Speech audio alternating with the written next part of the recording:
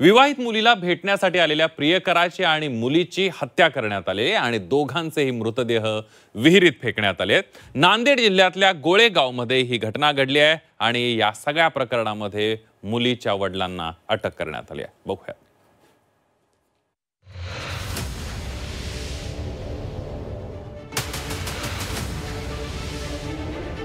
बापानेच विवाहित मुलीसह प्रियकराला संपवलं। हत्या करून दोन्ही मृतदेह फेकले विहिरी। विवाह बाह्य संबंधाचा भयानक अंत।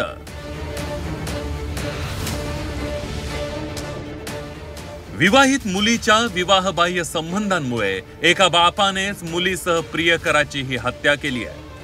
नांदेडच्या गोळेगाव मधील ही धक्कादायक घटना आहे। नांदेडच्या बोरजुनी गावातील संजीवनी कमळे हिचं गोळेगाव मधील एका तरुणाशी वर्षभरापूर्वी लग्न झालं होतं। मात्र बोरजुनी मधील लग्नाआधीचा आपला प्रियकर लखन भंडारे याच्या संजीवनी लग्नानंतरही संपर्कात होती। दोघांमध्ये लपून छपून बोलणं आणि भेटीगाठी सुरूच होत्या। सोमवारी संजीवनीच्या सासरची मंडळी बाहेर गेल्यानं संजीवनीने आपल्या प्रियकराला घरी बोलावलं।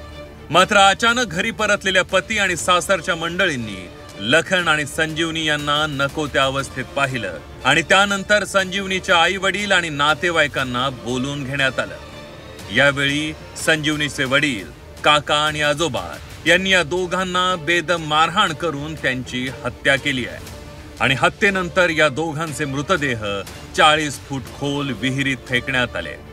या प्रकरणी पोलिसांनी मुलीच्या वडिलांसह तिघांना ताब्यात घेतलंय।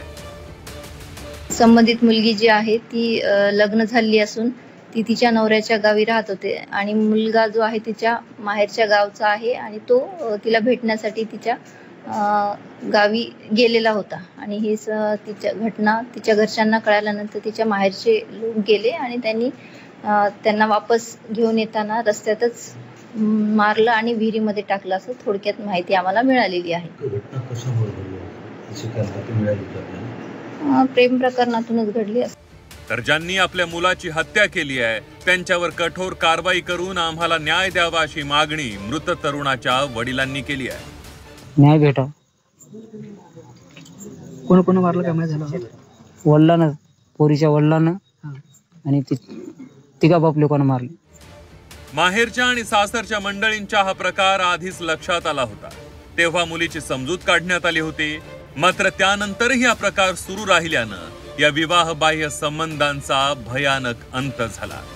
सतीश मोहिते, झी 24 तास, नांदेड।